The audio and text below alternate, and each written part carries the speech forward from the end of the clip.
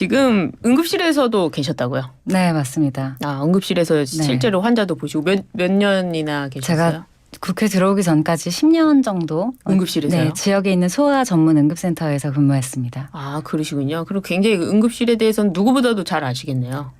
특히 지역의 응급의료 상황에 대해서는 아마 가장 길게 경험한 편일 겁니다. 지금 뭐 안철수 의원이요. 대통령실이 응급실 반나절만 있으면 얼마나 위기인지 알 수 있을 것이다 이렇게 지적을 했는데요. 네. 진짜 지금 그런 상황입니까?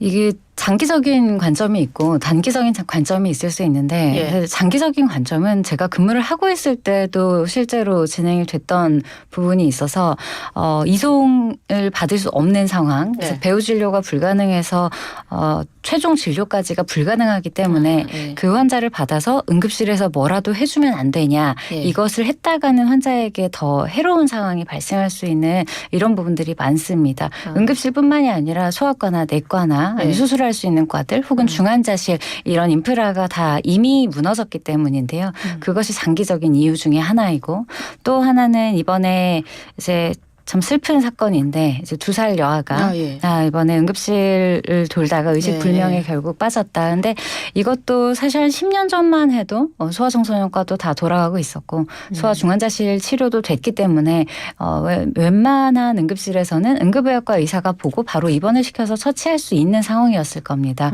그런데 지금은 그런 소아 진료 전체에 대한 인프라가 무너졌고 또 다른 과 의사가 소아를 보는 것이나 또 소아를 봤을 때 결과가 좋지 않았을 때 법적인 문제들이 과거에 비해서는 대단히 심각한 수준으로 현장 종사자들이 일을 할 수 없는 상황까지 악화가 되었기 때문에 점점 더 이송을 받을 수 없고 진료에 적극적으로 개입할 수 없는 상황이 된 부분은 있습니다. 그래서 그런 문제가 장기적으로 이미 만연해 있는 상황에서 현재의 의정 갈등으로 다수의 의료진이 이미 사직을 한 상태이고 남아있는 소수의 의료진이 6개월 이상 그 근무를 지속하다 보니 전국적으로 번아웃이 동시다발적으로 발생을 했습니다. 그렇기 때문에 이런 상황에서 뭐 문제의식을 정부가 강력하게 가지지 않는다면 그거 자체로도 상당히 문제가 있다 이렇게 봅니다. 장기적인 이유를 말씀하셨는데요. 그러니까 의정 갈등이 있기 전에도 사실은 환자를 받지 못하는 경우도 있었다는 말씀이시고 또 그전에 이대 목동병원 사건인가요? 사실은 소아과 부분에 있어서는 그 의사들을 구속하면서 소아과를 좀 피하는 경향이 있지 않았습니까? 그 전만 해도 계속 경쟁해서 들어가던 과였습니다. 인기가 있는 과였고 그 발생한 게 2017년 겨울이었거든요. 그리고 2019년 모집부터 그 영향을 받게 되는데 정확히 그때부터 계단식으로 꺾이기 시작해서 5년 만에 30%조차 지원을 하지 않는 그런 상황이 돼서 이 한 과가 몰락하는 것은 한두 개의 사건으로도 대단히 빠르게 진행될 수 있는 위기다. 다른 과에서도 비슷한 상황으로 진행이 될 위험이 있고 지금 그것이 응급의학과에서 현재 진행형인 상황입니다. 그러니까 의사들이 뭐랄까요. 굉장히 그 응급 환자를 수술을 하고 이렇게 생명을 구하려고 했는데 그것이 뭐 사망의 결과로 이르렀을 때 과연 이 수사를 통해 가지고 의사를 구속하는 것 이것이 맞느냐. 뭐 이런 부분의 문제점 때문에 의사들이 그 과를 기피했다는 거죠. 네, 맞습니다.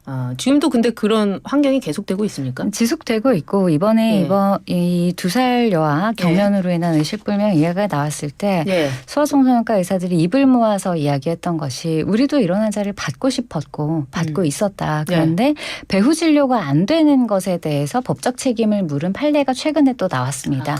장중첩증이 있는 하나에서 공기정복술이라고 하는 시술을 시행했는데 그럴 때 장이 이제 찢어지는 합병증이 발생할 위험이 언제나 있습니다. 이미 꼬여 있는 장을 푸는 거기 때문에 그런데요.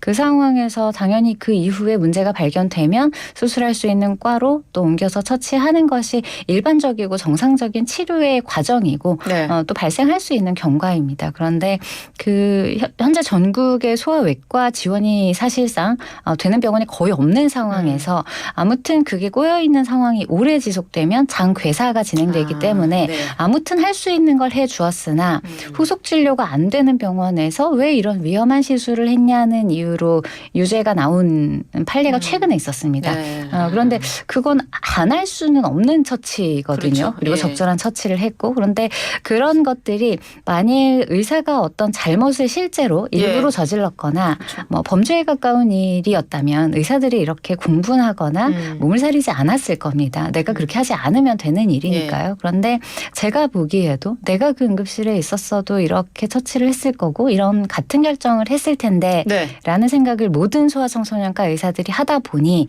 이런 환자들을 점점 더 몸을 사리게 되고 두려워하게 되는 겁니다. 판결에 좀 문제점이 있다고. 근데 그것도 정부가 좀 해결해 준다는 거 아닙니까? 해결이 됐으면 좋겠는데 항상 정부의 말에는 단이 있군요. 다만 예. 이런 것들이 있어서 우려하는 부분이 있죠. 그렇습니다. 또 말씀하신 대로 배후 진료가 원활하지 않다는 거 그것 때문에 이제 법원의 판결까지 가다 보니까 네. 이제 응급실에서 받지 않는 이런 네. 뺑뺑이가 일어나고 있다 이렇게 말씀을 해주시네요. 의원님이 응급의료 붕괴를 막기 위해서 응급의료 살리기 패키지 법안을 1호 법안으로 발의해 주셨잖아요. 네. 이게 어떤 내용입니까? 이것이 지금 이 모든 장기적인 문제들에 대해서 제가 네. 고민을 하고 결국 저도 그런 종류의 문제들 때문에 진료를 포기하게 됐던 상황에서 네. 이 법안의 골자는 그렇습니다. 응급 상황에서 발생한 정상적인 의료 행위 그리고 피할 수 없었던 상황들에 대해서 네. 고의였거나 일부러 잘못한 게 아니었다면 형사 면책을 하라는 겁니다. 네. 근데 이것은 뭐 의사들만 보호하는 것이 아니라 의사, 뭐 간호사, 의료 기사 네. 그리고 응급 구조사 모두에게 해당이 되는 내용이고 네. 그리고 두 번째로는 우리가 수용 거부, 뭐 진료 거부 이렇게 많이 표현은 되지만 제가 적어도 경험했던 저와 제 동료들을 포함해서 제가 환자를 보내거나 받았던 대한민국의 대부분의 응급의학과나 소아청소년과 의사들, 내과 의사들은 내가 볼 수 있고 구할 수 있는데 일부러 안 하는 경우는 저는 없다고 봅니다. 그렇죠. 예. 그렇기 때문에 이송을 이제 불가하다고 네. 명시할 수 있는 항목들을 제가 네. 구체화해놨습니다. 지금은 받지 않는 것도 처벌의 사유가 되거든요. 그렇군요. 예, 너무 이제 의사들한테 가혹하게 좀 처벌을 하는 것 같은데요. 이 응급실에 대해서 좀 저희가 좀 여쭤봐야 될 것이 이제 네. 추석 때 네, 응급 네. 환자가 많아지는데 또 네. 이렇게 뭐 뺑뺑이 돌려가지고 이제 환자들이 가지 못하면 어떡하냐 이런 걱정을 많이 하시잖아요. 네. 근데 정부가 전국 응급실 99%가 24시간 운영 중이고 네. 응급실 의사 수도 평시 대비 뭐 73.4%가 근무 중이다 이렇게 네. 말을 했습니다. 근데 의대 교수들은요, 이게 정상적인 진료 지금 못 하고 있다 이렇게 지적하고 네. 실제로 응급실이 문을 닫고 있잖아요. 네네. 누구의 말이 맞는 겁니까? 일단 전국 응급실 99%가 정상 가동되고 있다는 것은 저는 동의할 수 없습니다. 그래요. 네, 실제로 서울뿐 아니라 지방은 이미 소멸하기 시작한 지가 오래되었는데 여기에 대해서 모수를 무엇으로 두고 99%가 24시간 운영 가능하다고 얘기하는지 저는 동의할 수 없고 예.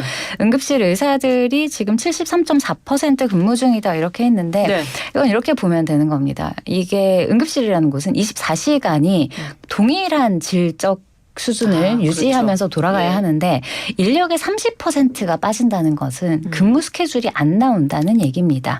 그리고 실제로 이것 이상이 이탈한 상황이고 응급실은 응급실만 돌아가서 되는 것이 아니라 배후 진료과가 돌아가야 되는데 그 영역의 이탈은 전혀 고려하지 않은 거죠.